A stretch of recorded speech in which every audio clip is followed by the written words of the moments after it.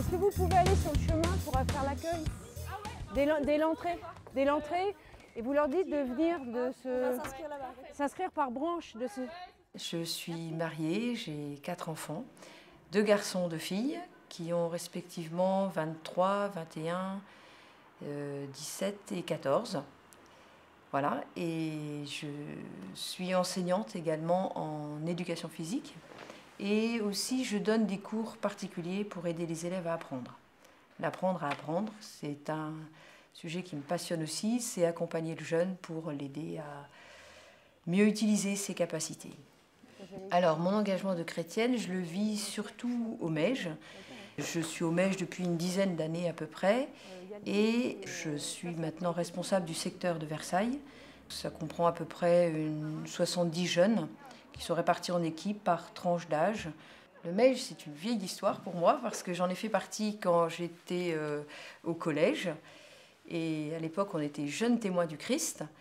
Et c'est quelque chose qui m'a énormément aidée à prendre du recul, à apprendre à me poser des questions sur ma vie plutôt que d'enchaîner les journées les unes après les autres.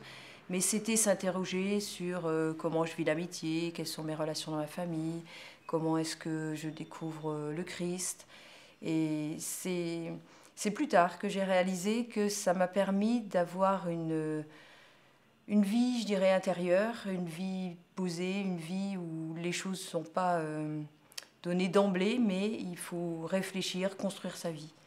Et ça, je l'ai découvert quand j'ai fait partie des équipes CVX, où j'ai découvert que ça s'appelait la spiritualité ignatienne. Et j'en ai compris toute la richesse à ce moment-là. Et puis après, ensuite, il y avait du MEJ sur le secteur, et j'ai eu envie de toujours cultiver cette fibre d'éducation, d'accompagner des jeunes. C'est comme ça que je me suis engagée au MEJ. La responsabilité du secteur, il y a 3 ans, on me l'a presque proposé, il était temps de la prendre. Et à cette époque-là, je n'ai pas eu courage de faire.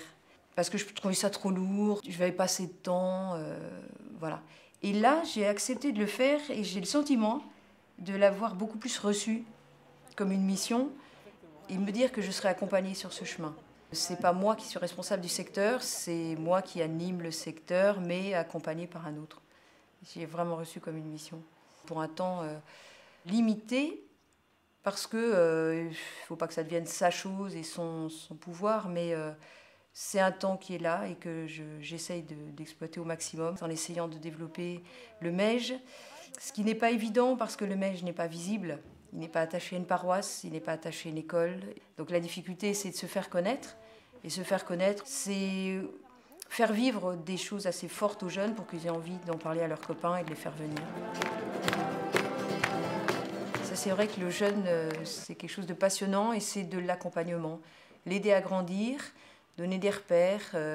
Pour le MEJ, favoriser l'intériorité, cette rencontre avec le Christ.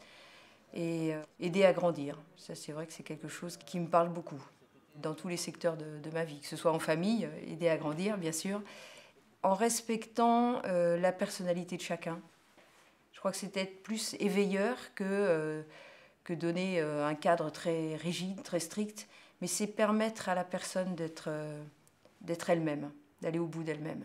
Je me sens vraiment à part entière dans le mouvement, étant donné que maman organise beaucoup de choses et que vu que moi je suis sur place à la maison, et ben, je peux également l'aider à participer. Et déjà, maman, elle n'est pas du tout en train de m'étouffer dans l'activité que je fais. Au contraire, elle me laisse énormément de liberté. Du coup, c'est pour ça que moi je suis très contente de le faire avec elle, vu qu'elle me laisse mon espace à moi. Du coup, ça se passe extrêmement bien.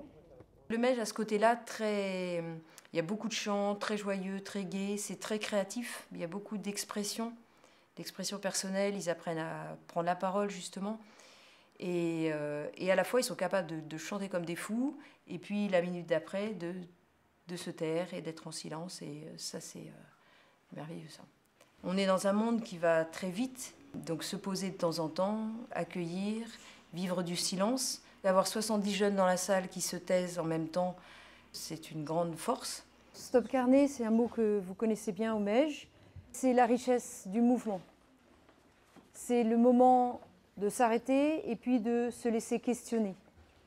Vous avez entendu beaucoup de choses ce matin, donc dans un premier temps, vous allez laisser revenir 1 ou 2 paroles des témoins qui sont venus ce matin.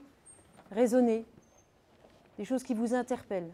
C'est le moment de rentrer un peu en soi-même, comme le fils prodigue tout à l'heure, pour regarder, moi, à quoi Dieu m'appelle. Si on enchaîne, ça ne descend pas en profondeur. C'est le moment où il faut s'arrêter et puis montrer l'exemple aussi. Donc là, j'ai arrêté de courir partout et je me suis posée, ça m'a fait beaucoup de bien d'ailleurs. C'est cette vie intérieure qu'ensuite on peut partager. Sinon, on partage des mots, mais qui n'ont pas forcément l'épaisseur d'une vie intérieure et d'une vie habitée. Tiens-toi prêt, ton Dieu t'appelle.